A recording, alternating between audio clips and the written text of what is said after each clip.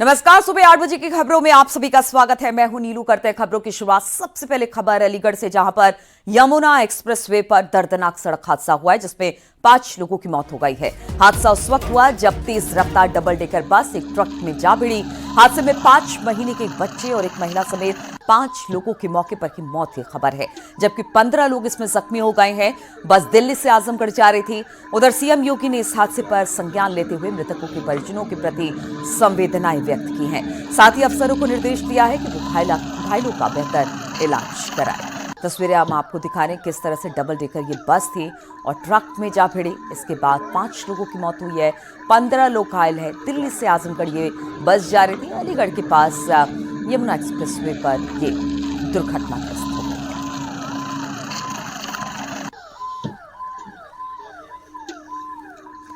तो सीएम योगी ने इस पूरे मामले में अपनी संवेदनाएं जताई हैं, साथ ही घायलों के बेहतर इलाज के अधिकारियों को निर्देश भी दिए हैं।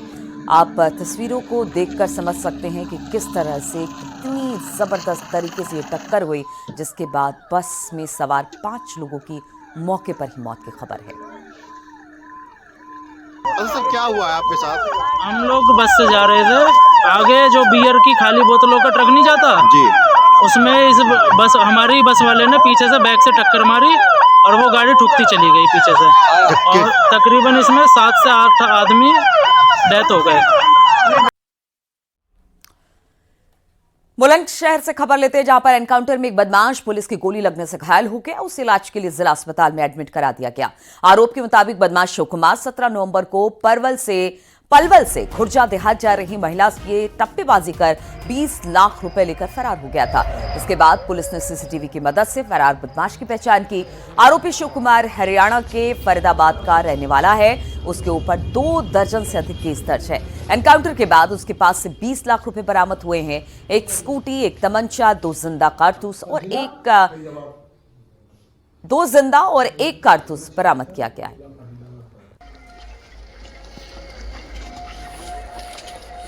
दौरान एक संदिग्ध स्कूटी को जब रुकने का इशारा किया गया तो उसने अपनी गाड़ी जोर से चंदौस रोड पे बढ़ा ली। पुलिस ने जब इसका पीछा किया तो आगे रेलवे लाइन के पास इसकी स्कूटी फिसल के गिर गई। अपने आप को पुलिस से गिरता हुआ देख इसने पुलिस पार्टी के ऊपर फायर कर दिया। आत्मरक्षात्मक कार्रवाई में इस व्यक्ति के दाहिने पैर में गोली लगी है। इसके पास से जो इसके द्वारा जो ठगी की गई थी उसकी जो पैसे थे 20 लाख रुपए पूरे बरामद कर लिए गए हैं। इसके पास से जो चोरी जो इसने की थी घटना, उसमें जो स्कूटी यूज हुई थी उसको भी बरामद किया गया है। और इसी पर बातचीत करने के लिए प्रशांत इस वक्त फोन लाइन पर हमारे साथ जुड़ गए हैं। प्रशांत, कहां पर यह एनकाउंटर पुलिस के साथ बदमाशों की हुई है और क्या क्या अब इसके पास से बरामद किया गया है? बिल्कुल, देखिए, ये बीते 17 तारीख को यहाँ एक महिला से ठगी की वारदात को अंजाम दिया जाता है, जिसके बाद पुलिस सीसीटीवी की मदद से इस आरोपी के पास तक पहुंचने में कामयाब होती है। और ये महिला जो है टप्पेबाजी कर इससे 20 लाख रुपए की जाती है। सीसीटीवी की मदद से इसे चिन्हित किया जाता है और पुलिस पिछले 3 दिनों से इसका पीछा कर रही थी और आज मुखबिर खास की सूचना पर इसे मुठभेड़ के दौरान पैर में गोली लगने के बाद घायल अवस्था में गिरफ्तार किया है, जबकि इसके कब्जे से ठगी के 20 लाख रुपए, एक तमंचा, जिंदा बखो का कारतूस, एक स्कूटी भी बरामद की है पुलिस ने। और ये मूल रूप से हरियाणा का रहने वाला है। जी ठीक है, बहुत बहुत शुक्रिया आपका प्रशांत, जानकारी देने के लिए। तो पुलिस के लिए एक बड़ी सफलता, बहुत कम समय में यानी कि 3 दिन के भीतर इस टप्पेबाज को पुलिस ने पकड़ लिया है और बताया जा रहा है कि जो 20 लाख की ठगी इसने की थी उसकी बरामदगी भी पुलिस ने कर ली है।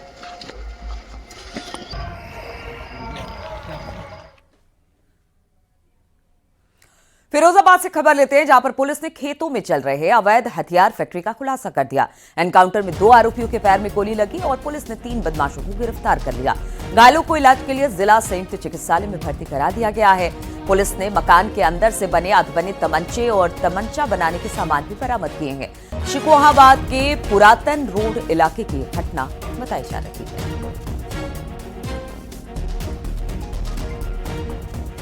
पुरातन स्कूल के पास एक मकान में अवैध असलाह की फैक्ट्री संचालित हो रही है। इस सूचना पे शिकोहाबाद पुलिस वहाँ मौके पे गई थी।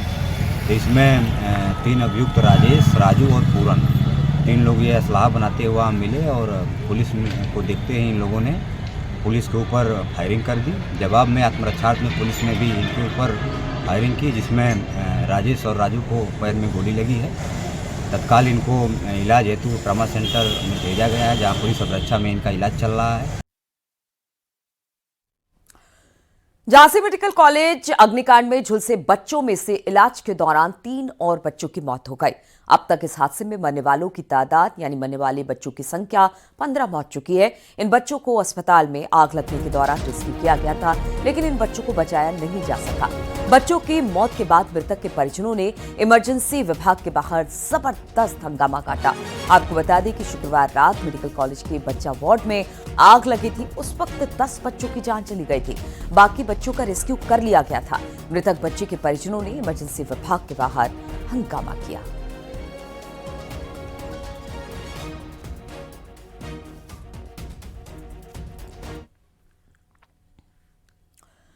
और सीएम योगी आज द साबरमती रिपोर्ट फिल्म देखने वाले हैं। सीएम सुबह 11:30 बजे फिल्म देखेंगे।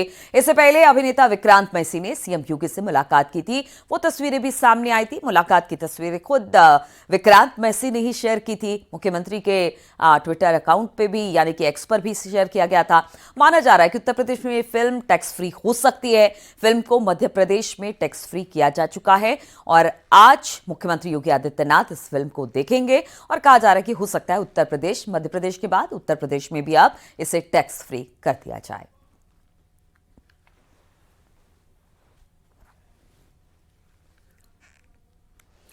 वाराणसी से खबर, जहां पर ज्ञानवापी परिसर में स्थित वजूखाने का सर्वे कराए जाने की मांग को लेकर दाखिल याचिका पर आज सुनवाई होने वाली है। इलाहाबाद हाईकोर्ट में दोपहर 2 बजे सुनवाई होगी। जस्टिस मोहित रंजन अग्रवाल की सिंगल बेंच मामले की सुनवाई करेगा। राकेश सिंह की ओर से दाखिल याचिका में एसआई से वजूखाने का सर्वेक्षण कराए जाने की मांग की गई है। मुस्लिम पक्ष ने वजूखाने का सर्वे एएसआई कराए जाने का विरोध किया है।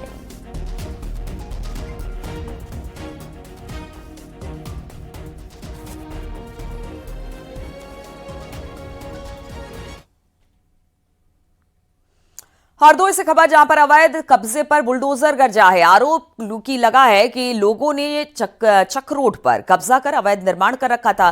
कोर्ट के आदेश पर दुकानों पर बुलडोजर चला। कार्रवाई के दौरान बड़ी तादाद में पुलिस फोर्स तैनात रही। पाली कस्बे की घटना है। पाली नगर के रामलीला चौराहे के पास तहसील और निकाय प्रशासन की टीम ने पुलिस बल की मौजूदगी में 3 पक्के मकान के अवैध हिस्सों को गिराने का काम किया। वहीं करीब 2 दर्जन लकड़ी के खोखों को लोगों ने पहले ही हटा दिया था। लोगों का आरोप है कि प्रशासन ने भेदभावपूर्ण कार्रवाई की है।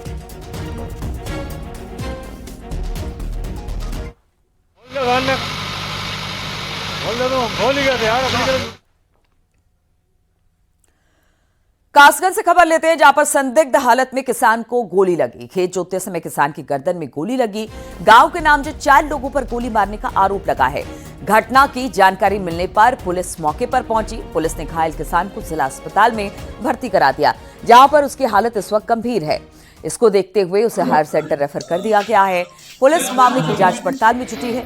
कोतवाली सोन क्षेत्र के बहोरनपुर गांव की यह वारदात बताई जा रही है। हम गेहूँ बोने गए थे सर।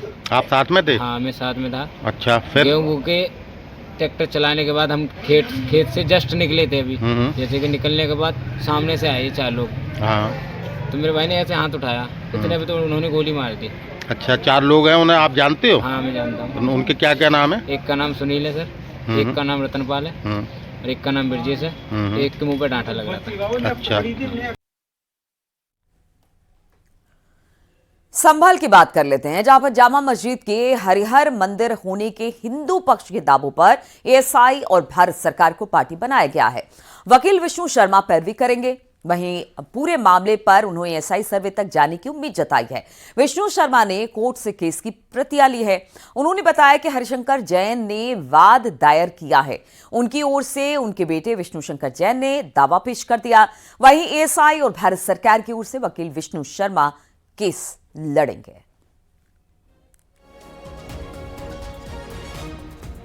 ये जो मुकदमा दायर किया है, ये हरिशंकर जैन जी जो वरिष्ठ अधिवक्ता हैं, उन्होंने दायर किया है। उनकी ओर से विष्णु शंकर जैन उपस्थित हुए और स्थानीय अधिवक्ता श्री गोपाल शर्मा जी हैं उसमें। और जो इसमें विपक्षी पक्ष बनाए गए हैं वो भारत सरकार को बनाया गया है, उसमें एएसआई भी एक पार्टी है। इस मुकदमे में मैं भारत सरकार और एएसआई की तरफ से उपस्थित होऊंगा। कल मैंने जब ये दावा पढ़ा था तो मुझसे नोटिस सर्व कराए गए थे।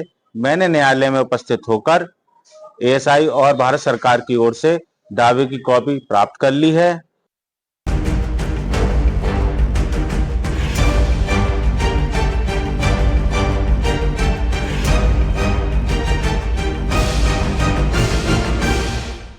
काशी मथुरा के बाद अब संभल की जामा मस्जिद पर भी हिंदू पक्ष ने दावा पेश कर दिया। संभल की जामा मस्जिद में हिंदू पक्ष हरि मंदिर के होने का दावा कर रहा है और इसी को लेकर हिंदू पक्ष की याचिका पर जिला कोर्ट के आदेश के बाद में 8 सदस्यों की टीम ने जामा मस्जिद में जाकर सर्वे किया। संभल की जामा मस्जिद में मंगलवार को 2 घंटे तक सर्वे का काम हुआ और सर्वे टीम के अलावा डीएम, सांसद, एसपी मौजूद रहे। कोर्ट का ऑर्डर था, सर्वे एडवोकेट कमिश्नर ने किया है, उसके साथ वादी भी उपस्थित थे और जो प्रतिवादी भी बनने वाले हैं और इस कमेटी के जो सदस्यगण हैं वो उपलब्ध। हम केवल जो डीएम और कमिश्नर को प्रोटेक्शन सिक्योरिटी प्रोवाइड करनी थी तो हमने उनको सुरक्षा उपलब्ध कराई और एडवोकेट कमिश्नर ने सर्वे किया है और उसकी जो रिपोर्ट है वो ऑनरेबल कोर्ट में दाखिल करेंगे। अच्छा, ये सर्वे और कितने दिन चलेगी? अभी तो एक बार कंप्लीट हो गया है। यदि उनको लगेगा तो भविष्य में वो कोर्ट के अंदर जाएंगे और आगे यदि सर्वे की आवश्यकता पड़े तो सर्वे करेंगे।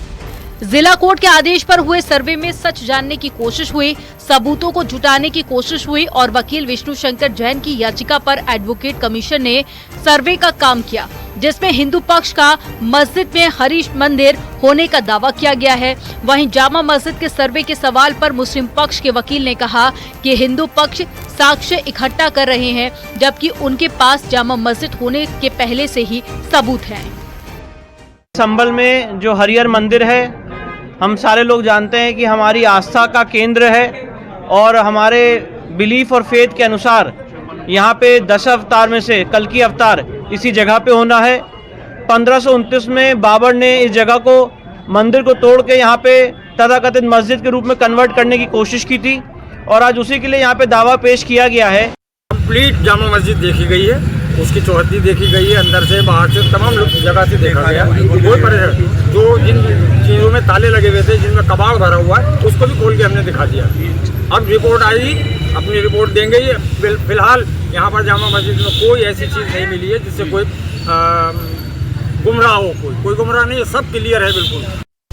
वहीं जामा मस्जिद के सर्वे पर हिंदू पक्ष के वकील ने कहा कि दोबारा सर्वे की जरूरत होगी। कोर्ट के आदेश का पालन करते हुए फोटोग्राफी की गई है। और वहीं संभल के सांसद जियाउर रहमान बर्क ने सर्वे में जल्दबाजी का सवाल उठाया। उन्होंने कहा कि कम से कम 7 दिन का नोटिस मिलना चाहिए। अभी तो जो कोर्ट का आदेश था वो हमने उसका पालन किया है। उन्होंने अपॉइंट किया कमिश्नर एडवोकेट के लिए, तो उनके साथ गए, प्रशासन का सहयोग रहा और वो कल जो न्यायालय का आदेश था उसका पूरी तरह से पालन किया गया है। फोटोग्राफी वगैरह की गई है। अब एडवोकेट कमिश्नर अपनी रिपोर्ट देंगे, इस रिपोर्ट के बाद देखेंगे क्या आवश्यकता है। इसके बावजूद हमें आपत्ति इस बात की थी कि कोर्ट ने 7 दिन का वो दिया था, जबकि दूसरे उसको हमें नोटिस दे करके हमसे जवाब नहीं मांगा गया कमेटी से। जबकि कमेटी से जवाब मांगते उसके बाद आदेश देते तो सही था। इसके बावजूद भी विदिन 7 डेज का आदेश था कि रिपोर्ट देनी थी कमीशन को, लेकिन एकदम से इतनी तेजी के साथ कोई अर्जेंट और इमरजेंसी नहीं थी। फिलहाल अब पूरा मामला कोर्ट के आने वाले आदेश पर टिका है, जिसमें कोर्ट की सुनवाई की अगली तारीख 29 नवंबर है। लेकिन जामा मस्जिद के सर्वे को लेकर सियासी पारा गर्म हो गया है। Bureau report, news 18।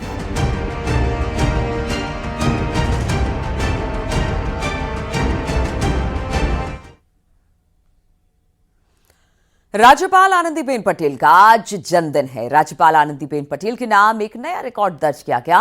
वो उत्तर प्रदेश की सबसे ज्यादा समय तक रहने वाली पहली राज्यपाल बनी है। उन्होंने बेजवाड़ा रेड्डी का 39 साल पुराना रिकॉर्ड तोड़ा है। बेजवाड़ा रेड्डी 5 साल 2 महीने राज्यपाल रहे थे, जबकि आनंदीबेन पटेल को राज्यपाल बने 5 साल 3 महीने से ज्यादा बीत चुके हैं। डॉक्टर बेजवाड़ा रेड्डी 1 मई 1967 से 30 जून 1972 तक उत्तर प्रदेश के गवर्नर रहे। वहीं आनंदीबेन 29 जुलाई 2019 को उत्तर प्रदेश की राज्यपाल बनी थी और इस वक्त भी उत्तर प्रदेश की राज्यपाल हैं।